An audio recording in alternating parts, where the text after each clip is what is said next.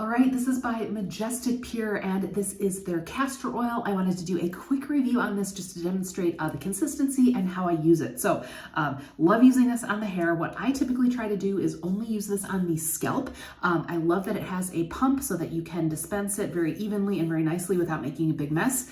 Biggest thing though, 16 ounces. This is an amazing value. I love that you can get so much of it, especially for someone with thick hair like me. I go through a lot. So first of all, consistency. I'm gonna just unscrew this a little bit, and you can see that this is very much like a thick honey, but it isn't too terribly sticky. Some castor oils can be very sticky. This one is not like that. It's a very good consistency, has a very earthy smell about it. So the way that I use this is I simply will dispense a little bit on my hair. A few drops is all I need. If I am just doing spot treatments, I will put the oil on the sides of my scalp here and then over the top of the part. And then what I love to do is actually use a little bit of warm water to make sure that that assimilates and actually gets more into the scalp. So that helps. It actually helps make this last a little longer. But if I'm doing just spot treatments, I will do that. If I'm doing a little bit more than that, I will pump a little bit more into the hand.